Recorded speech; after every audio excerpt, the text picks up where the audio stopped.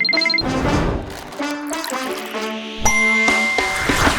evening, Kunal, and welcome, ladies and gentlemen, back to another discussion with Kunal on AI, gently. On his book on Techtopia, the concept of AI, the implications of AI in various fields, various disciplines, and how exactly is AI going to lead humanity into the future? There are more and more AIs coming. So besides ChatGPT now, there is Perplexity, there is Claude, there are many others which are fighting this AI race. ChatGPT has also launched a new version which is now better than every other AI out there today. So that development keeps happening. So if I may interrupt you, I just heard you said there are so many various forms, let me say, or what would you call them? AI platforms. AI platforms. These are separate AI platforms. Separate AI platforms, just like you and I are different.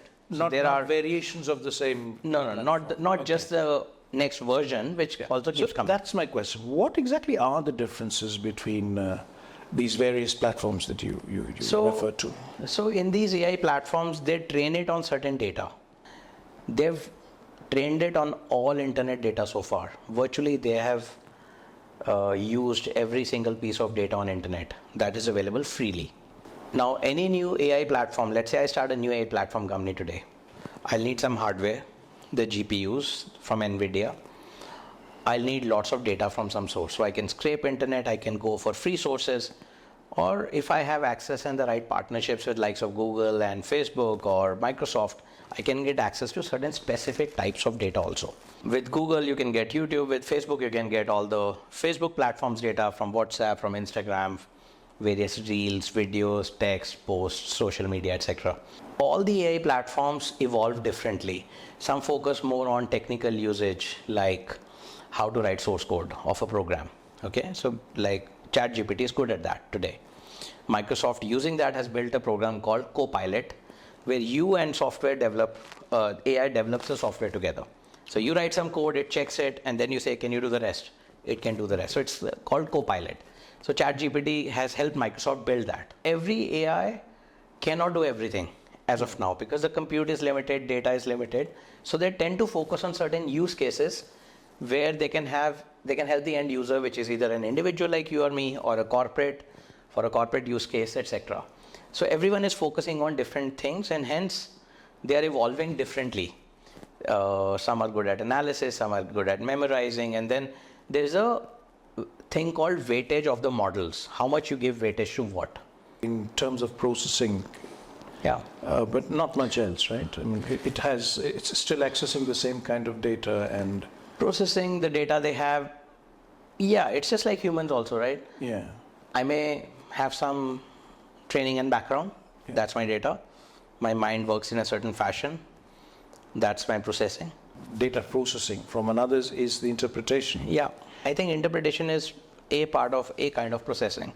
Interpretation is a kind of processing, yeah. Right? If you write a very long prompt on ChatGPT versus on Anthropic, they may get different answers because they break the tokens and they make sense of it. Okay. They generalize it. I think their interpretation will be different. I think the answers they give will be different. So then that's a real difference between one platform and another. Exactly. And it's just like how the data is interpreted itself would be different. Correct. But the idea is that in general, it's like you and I can give same answer to somebody explaining what is sun, what is earth.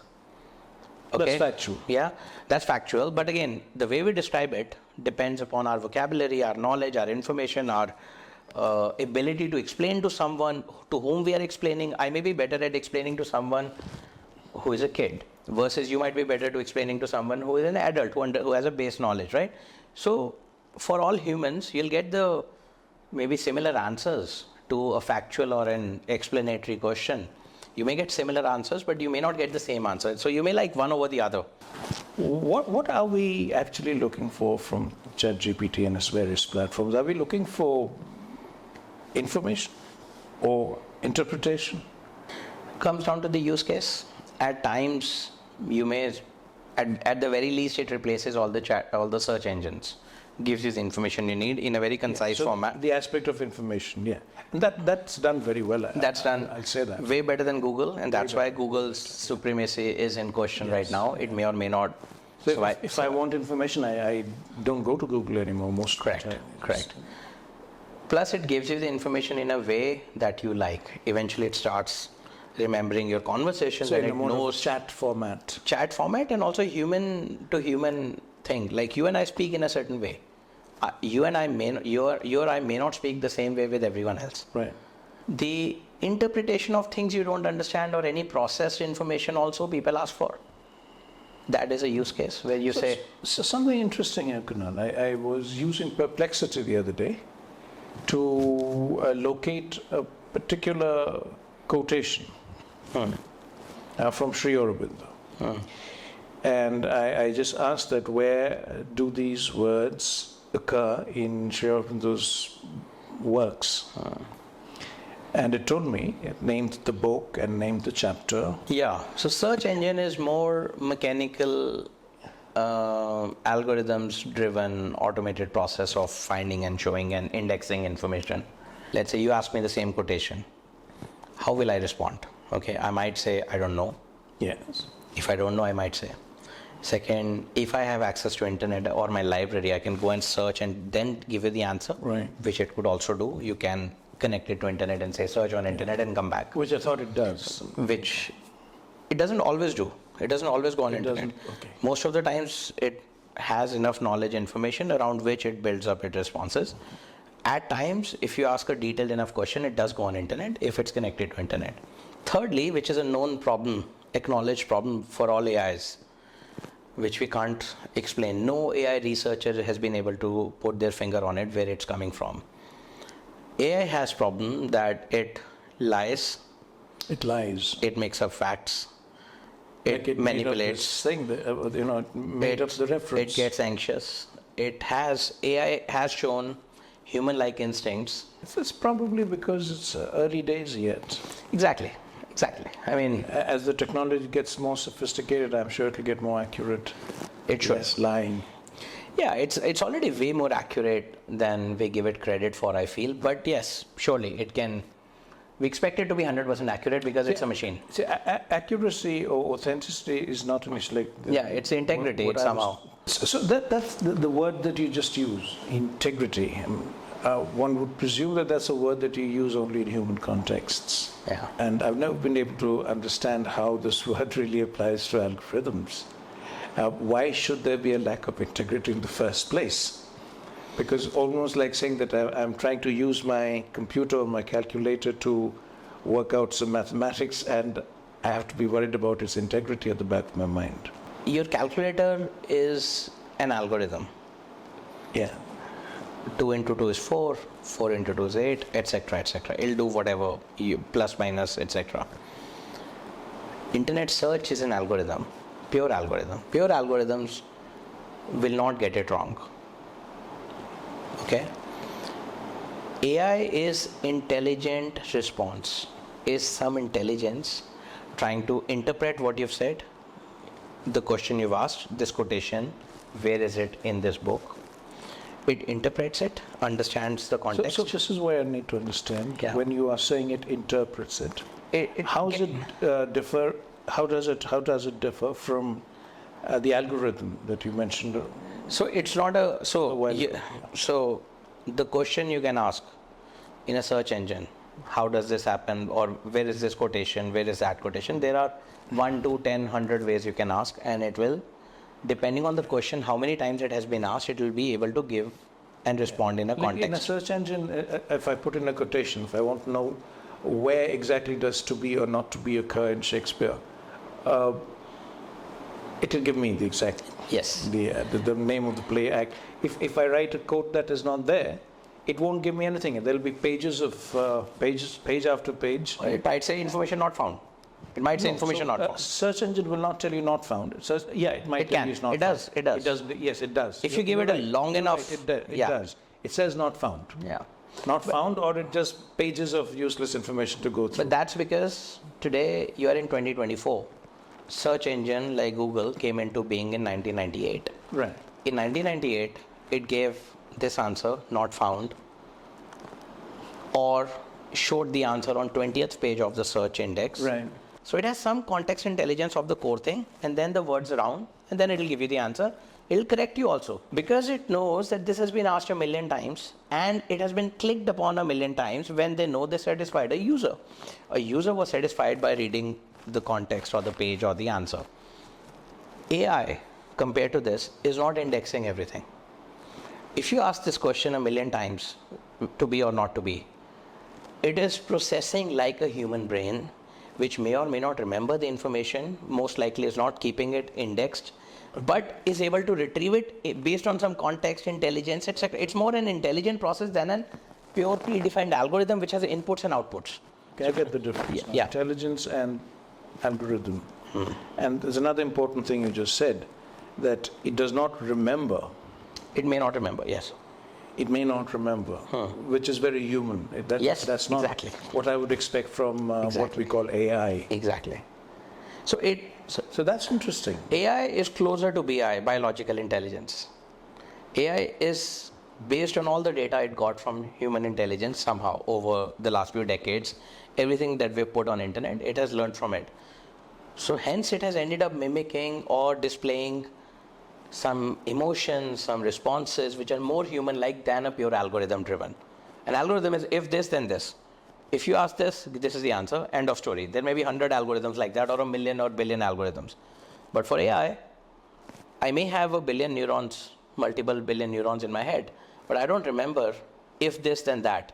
But I will, every time you ask me something, I may put it in a different context, different answer. You also would answer differently every time I ask you the same question. Yeah. I ask you a question today, explain me Sri Aurobindo's quote or explain me Shakespeare.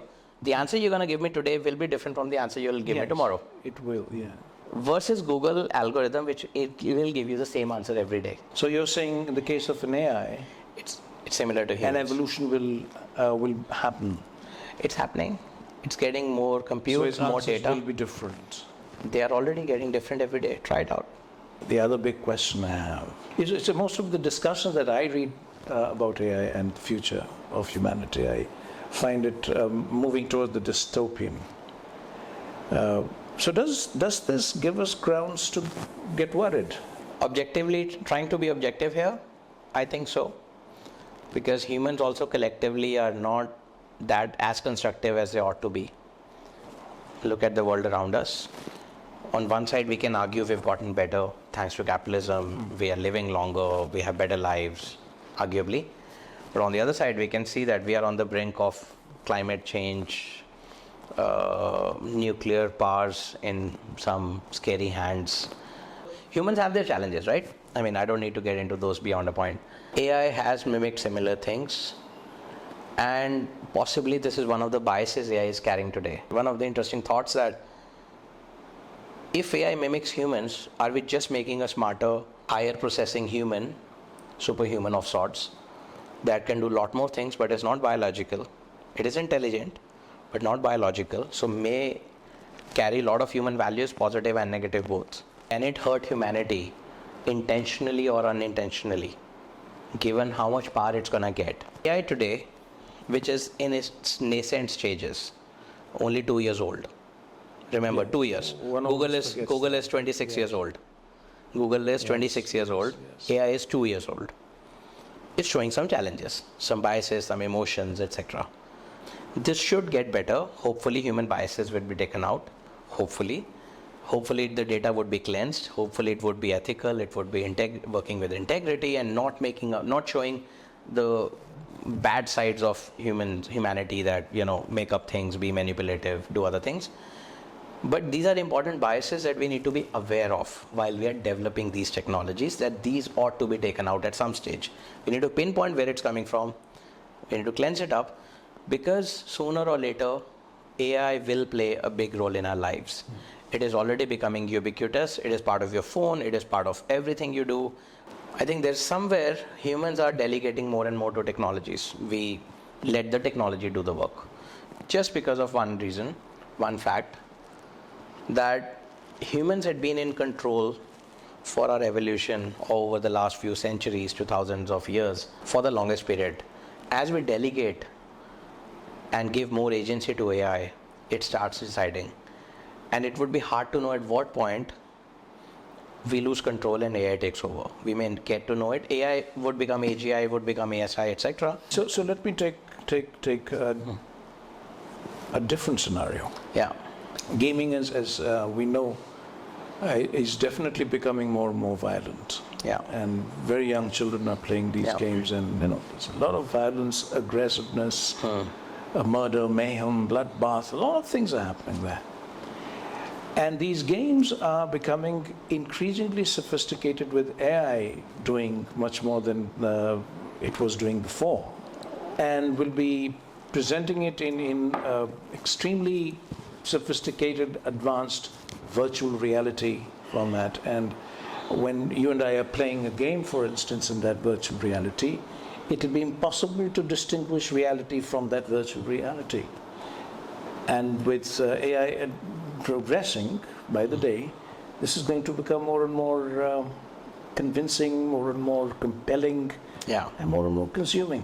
Now, that definitely gives ground for being an alarmist, the dystopian bias, because the whole debate is now raging, and the debate I was following, that how do we protect our children? Because even now, long before all this has happened, it's impossible to bring the children out of the devices. Yeah. So where are we going with this, Kunal? And that will take me to the next question of, do you think that calls for some sort of a very clear governmental guidance and regulation? The gaming has become more and more addictive over time. AI is embedded. AI is embedded, and actually think about people today. Forget about gaming. People cannot leave their Instagram feeds. Yes. They spend hours. Have you been to any place where some people are waiting for something, whether it's an office or it's a doctor or anything, and anybody is not on the phone? Everyone is scrolling. Airports, right? Airports. Devices. Nobody looks at each other. No. Nobody talks to each other. Restaurants, bar, Families on the dinner table, right? So much, Family on the dinner table, everyone is on the devices. So, a two-dimensional Facebook screen showing you random videos. And you're that caught up. And you are spending maybe 4 hours a day on average. This is two-dimensional screen away from you. Imagine your body is in a virtual world where you could be anyone. You could be an avatar. You could be a Tom Cruise. You could be anybody. Anywhere. So gaming, virtual reality, accelerated with AI. We're gonna be driven by not just tech but AI overlords. And we would not have the emotional capacity to survive that world beyond a point, and will never come back. That is a real dystopian future. There are movies. There are movies, and there's one I want to mention here. There's a thing called Black Mirror, which talks about the dystopian future.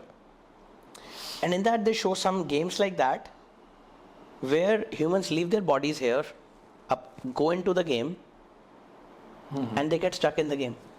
They can't come out. Even if they want to. That's frightening. They're just stuck because they love the game so much. Now they're stuck. They can't come back. There's no. And very likely to happen. It has happened. In the very likely to very happen. possible. You get stuck, right? Soon. So it's a real dystopian world. Even before AI, we are heading in a wrong direction. That is dystopian. With AI, God help us. Yeah. I do not. So it's clearly dystopian. What can governments do? Government regulation. A very pessimistic part of me says, and this is just a part, I don't completely believe in this, but partially I do. If you believe in government, we've learned nothing from history. There's a pessimistic part of me which believes in this quotation by someone. Think about how has government regulated the social media? Have they asked the social media guys not to make sure nobody uses it for more than getting some information, or reading it for a while, or using it for a while, or licensing it, or not making it so dopamine releasing? Because these guys knew how they were messing the human mind. Right. These companies knew, just like the cigarette companies knew, just like the drugs companies knew. It's profit all the way. Right? So again, that's a flaw of the capitalist system. Flaw of the capitalistic. So multiple things, right? One, does government understand this in 2008? Even today, do they understand cryptos today? They have not been able to ban cryptos yet. which is completely against everything government stands for. Government wants to tax and control the money supply completely. This is one thing they can never give away. They will never give away. They should not give away, to retain people's trust in the financial system. Otherwise, the financial system it breaks like house of cards. They have not been able to ban cryptos in spite of this, in spite of them talking since 2009, will ban it, every country will ban it, but then they realize they can't ban it together. Then they have a fear of missing out, that if I don't ban it, and if I ban it and others don't, then maybe the evolution, the technology development will happen there and not here, etc., etc. They've not been able to ban cryptos. They've not been able to ban social media or even regulate it properly. I would argue they've not done anything. All they've done is they have gotten to the social media companies or internet companies and said, anybody talking against the government, against this, against that, please remove it. That's all they've been able to do. They've not been able to. So, and of course, certain things are off limits. Very limited. But are the teenagers not depressed today? How many teenagers are depressed today? How many youngsters are? This is scary. So we are heading into a world where governments are behind due to capitalistic system, taxation, lobbying, etc. They are not able to resolve this issue. They could not resolve social media. They could not resolve internet. They could not resolve cryptos. And the very nature and of gaming. a free democratic economy. Arguably, in the name of freedom, you can sell anything. Sure, then allow drugs, allow people to kill. Why not? So the human privacy goes away. Today, if I post something on social media in any country or in most countries against a government, even in UK today, some people were posting stuff on social media. In the fully developed world, freedom of speech, everything there, and they were put into jail that they were inciting certain... In public interest, as they say. In public interest, right? Now, imagine that is just that you're writing your thoughts. Imagine a world 10 years later. You have Neuralink connected to your brain. You're getting a thought. Oh, I don't like this about the government. Oh, wish that happened, or I do this. And government is able to, through Neuralink, through AI, through connected world. That's 1984 in the extreme. Exactly. I believe I believe the technology is there, which is evolving, which will get better. So Neuralink does this. Assume a world where we get there, or even if it don't. That's AI. So governments want to manage this, to be involved in AI for the following reasons. One, they want to not be left out. So short of reading thoughts, I take your point completely. Yeah. Because AI can be a very powerful tool to control and regulate. But I was just trying to say, coming to before regulation, why do governments want to be involved? One, they are fighting a war with every other country in the name of national interest, national security. Yes. They want to have an AI tool because tomorrow's warfares are going to be online, are going to be AI-led, then not. Yes. The drones, the etc., right? So AI you need to fight and survive and defend. One reason. Second, you may want to control your national interest by saying AI companies have to be domiciled here. AI data has to be here. AI values have to be here. So in China, as an example, I read this, that if you ask anything about the Communist Party, it has to give you certain answers. Otherwise, they don't allow the AI company to launch to public. So they can control the narrative, right? Of sorts. AI will be used, as you said, for espionage or surveillance of the people, privacy or human rights. Good luck. But most importantly, would governments understand it better, faster, and regulate it before the AI's rapid developments and advancements happen? That is a balance to strike. You want to innovate, you want to evolve, but you want to control. You want to be in control as far as possible. You want to be able to regulate as far as possible. Right. And that's a very fine balance. If you have to ask me, can any government in the world manage it? But I'm not so worried about the governments. I'm worried about bodies like the CIA, for instance. They are the ones who are going to use it in ways that the government cannot and will not. Yeah. And that's where the real alarm, that's so the alarmist thing, So AI, just like most other technologies, is a double-edged sword. It can help you evolve, achieve a lot of things that were not possible, become faster, cheaper, better, more equality, more access to knowledge, information, wisdom, education, etc. It's possible. It's one side of the story. It's one side of the knife. On the other side, there are all the dark sides of humanity, whether it's an intelligence agency, it's a government espionage, it's a corporate thing. It's controlling the humans bit, taking control of the human freedom, privacy, or So, Kunal, if I ask you this question, are you advocating more government control and regulation in media, in AI? I think it should be controlled somehow. It should not be left to a free, open, capitalistic, democratic world that let the free market decide for itself. I don't believe it works at all. But will government controlling help, or will it hurt? Will So, it? where do you draw the line? Where does enlightened government control and regulation become the 1984 scenario, or when governments get into the head? And I think governments want to be re-elected, want to control the narrative, whether it's with media or social media or AI or anything else. And unfortunately, they're not enlightened, as you're saying. I wish they were. Just because we're not sitting in the government, we can sit here and criticize them, but that's a very deep human nature that given a choice, are we corrupt or not? Are we wanting to control or not? Do we like more power or not? Do we want more money or not? Do we want more fame or not? Reality is most people want all that. And Wow. and they're not enlightened as we wish they were. I would definitely like to probe a bit deeper into this in our next conversation, Kunal. As always, thank you so very much, and thank you, ladies and gentlemen, for joining us. Thank you. Thank you, Partho.